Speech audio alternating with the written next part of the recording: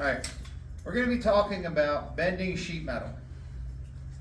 And you may remember when you laid out your project, you laid out two bend tangent lines which indicate the beginning and the ending of your bend. They also indicate the beginning and the ending of your flag. What we're concerned with is the area between them that forms the bend. When you put the sheet metal into the brake being the tool we use to bend the sheet metal, you want to make sure that the bend tangent line at the beginning of the bend is in the proper place.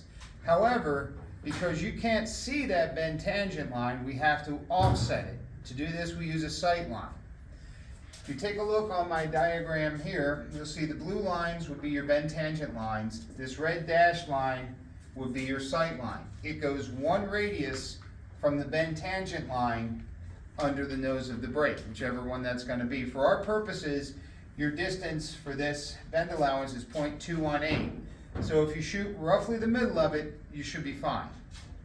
But what that does is, with your one bend tangent line where you can't see it, your sight line is lined up under the nose of the brake, so that you know that you are offset to the beginning of the bend. As you bring the plate up to bend it, it will end up with the other bend tangent line where you need it on the radius of the bend. And if you remember, the radius of the bend we're using is 1/8 of an inch. Okay?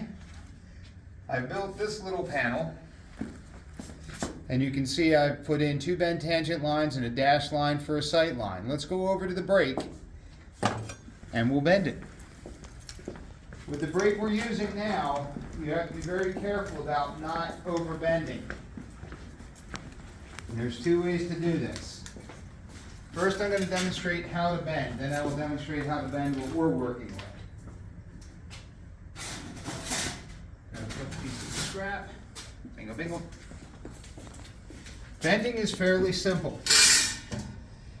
You lift up the nose of the brake, bring it down, you would line up your sight line with it, and then you simply lift up the plate to bend it. Be gentle. Go just a hair past 90 degrees and then back. Okay, we don't have a 90-degree bend yet. We'll take it up just a little bit more, but we have to be very careful with this machine because it can be very sharp. All right, that's why it's got a little looseness to it.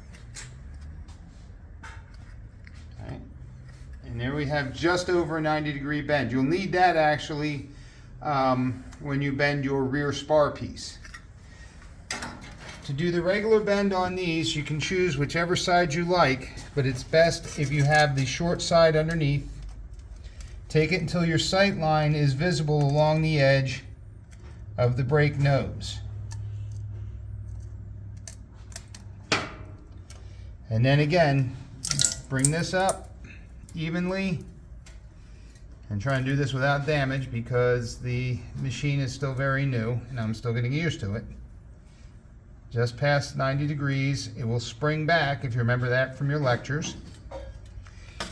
That's not quite 90, so I got to bring it a little more.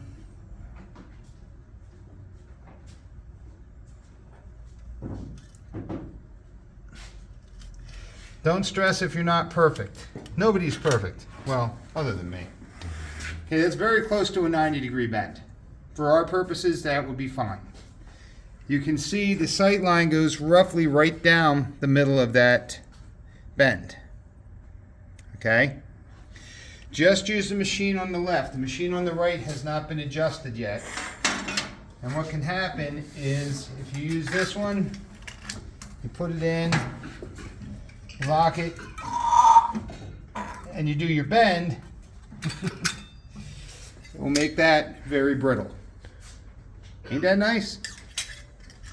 But that's all there is to bending. It's fairly simple. I recommend you get everything cut properly first. Don't forget to drill your relief holes where your tab will be and then notch it out.